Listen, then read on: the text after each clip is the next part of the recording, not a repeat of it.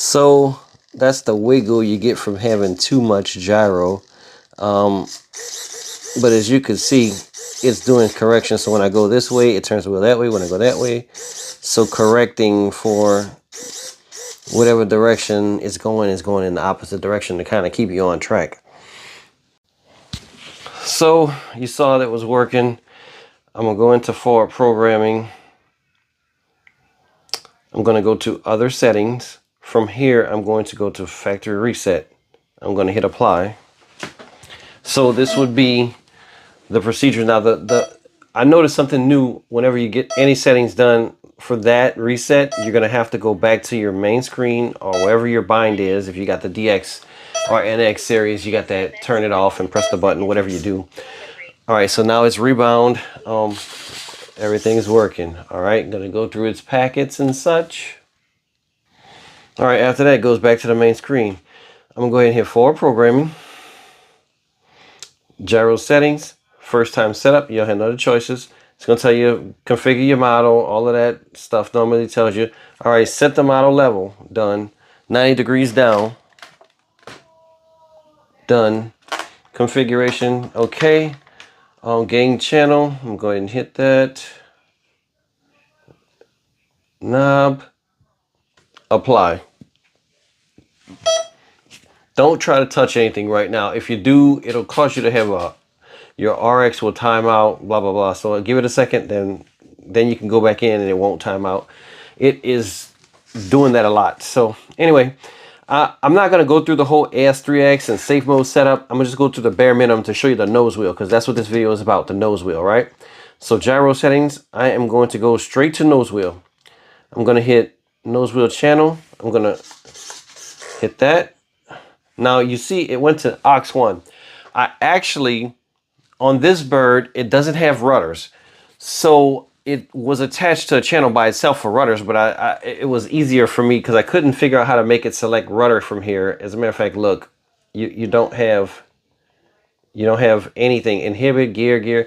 So anyway, aux1 is channel 6 on this 6-channel receiver. So I just plugged it into aux1 and I tied aux1 to the rudder. So now it's working. So yeah, I know you hear the wheel. That's my nose wheel. All right, so then I'm gonna go to gyro settings again. I'm gonna go to, let's go to AS3X first. One time, hit that to 4 so it's dramatic. I don't hit nothing else in there. First time setup, FM channel, I'm gonna assign that, hit it. All right.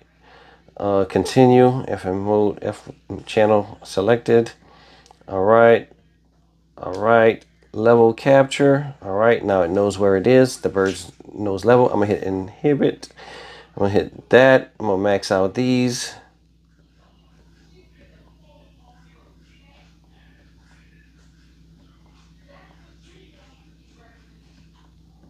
All right, once I get that, I'm gonna apply. So now don't touch it too quickly. Let it do its thing. 1, 2, 3. All right, good enough. AS3X in. All right, it activated the safe mode. All right, go back to the gyro settings. So now I'm gonna go down this whole list, right? We went to the second one, now we're at the third one, flight mode setup.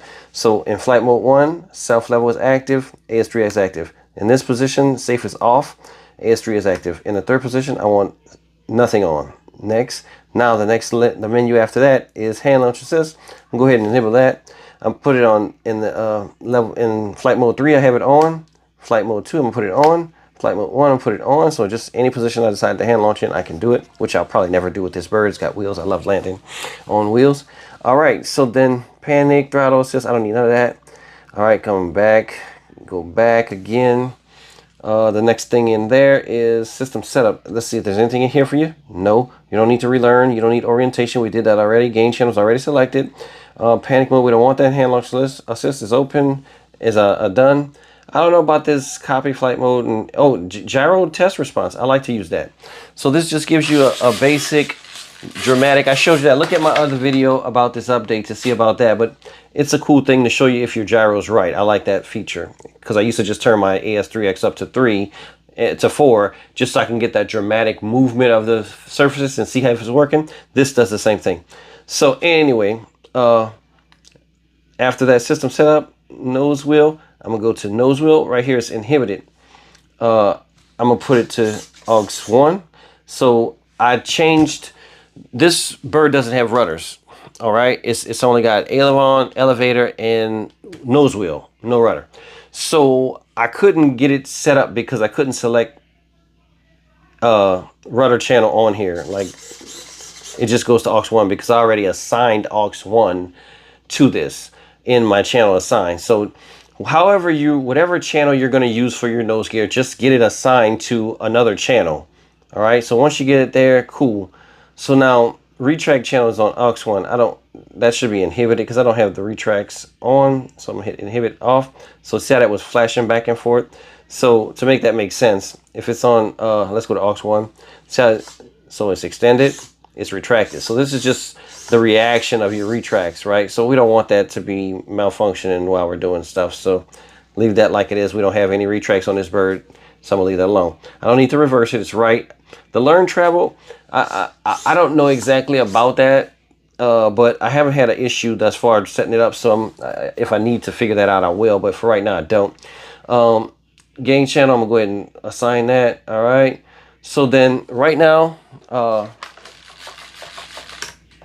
so the bird isn't doing anything in all 3 positions, and I can't turn it on to enable it with in this. I'd have to cut throttle cut off and then, you know, lose everything. But this gain channel right here, you have to set this gain rate or heading rate, and right now the heading window is to 50%. So let's see if I can get that fired up and show you. I don't know if it will let me. It won't. So I'm gonna go back. All right, from here, all right, I can power it up more than 50% to get this working. All right, so now, as a matter of fact, I can, all right, I know you hear the Servos. All right, I'm gonna put it to that safe mode.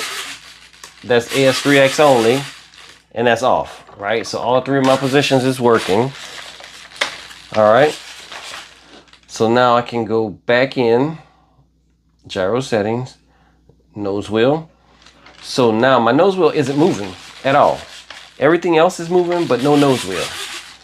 So if I go here to, I'm sorry, next, and I start adjusting this gain rate, all of a sudden, I know you can hear the difference of that servo moving compared to the other. So now my wheel servo is moving. So you would set this, I would say you could max this out because, listen to it. I'm gonna show you that. I'm gonna have to show that to you. So a couple of things is going on there. Let me get off of this. All right. All righty.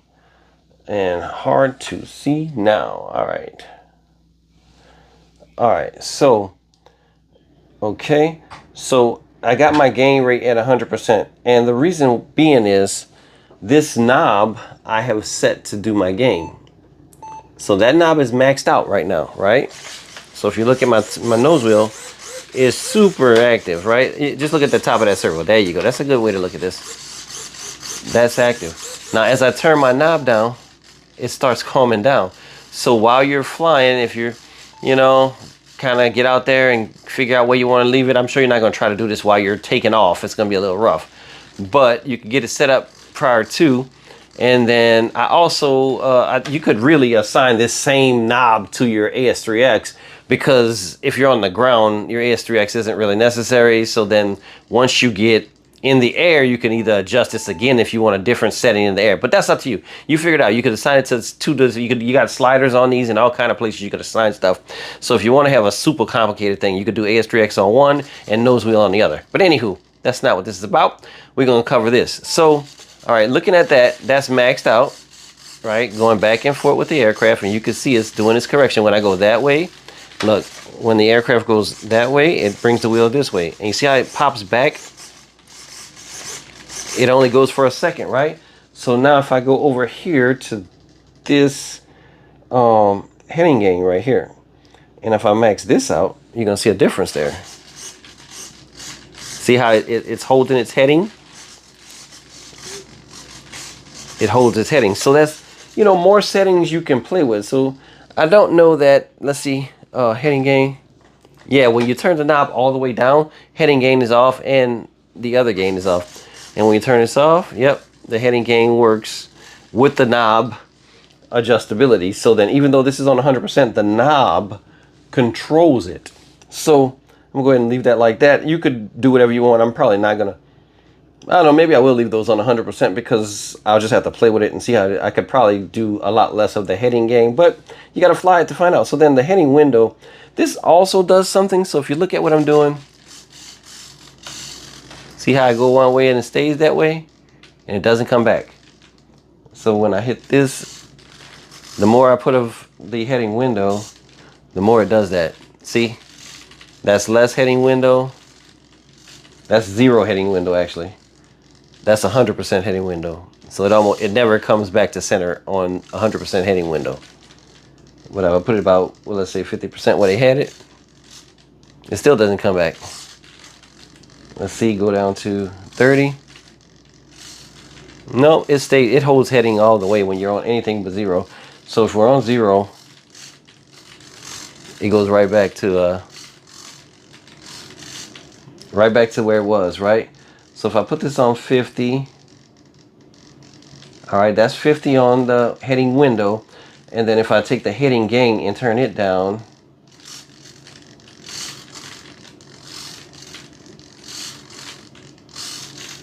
see, it's still going back to center after you turn, after so much, but it's still kind of keeping some orientation to the left or to the right.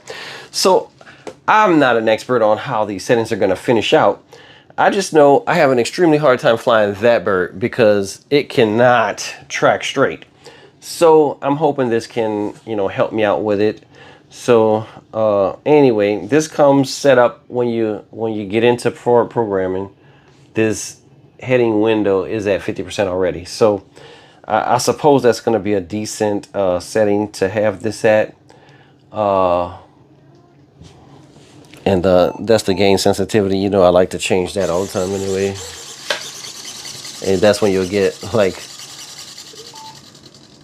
that, you know. So you can actually turn that down a bit because I don't know why you need that much. There you go. It just shakes a little bit. And plus, it's going to be controlled by the knob. So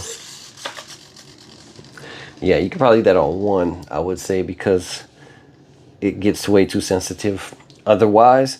But yeah, that's it. I'm eager to try this now because I had kind of threw this bird in the garage and forgot about it because it was just way too hard to take off. As a matter of fact, you guys know I'm an expert beginner. So I have had some very seasoned pros at my field try to take this thing off also, and it was giving them so much trouble that we kind of gave up. I went through 3 servos in one day. It was like hitting the gear and burning the servo out in the front wheel. Didn't have any metal gear, but I put a metal gear in now. Hopefully I don't just burn that out, but hopefully this wheel will make a difference. So anyway, if you need to know any details about the nose wheel setup other than what I put on here, just let me know and I will either answer your questions in the comments, or I'll do another video if it's something that's hard to explain. That's what I normally do. It makes it easier for folks to pick up on when you actually show them. So that's that on the nose wheel. Thanks for watching as usual.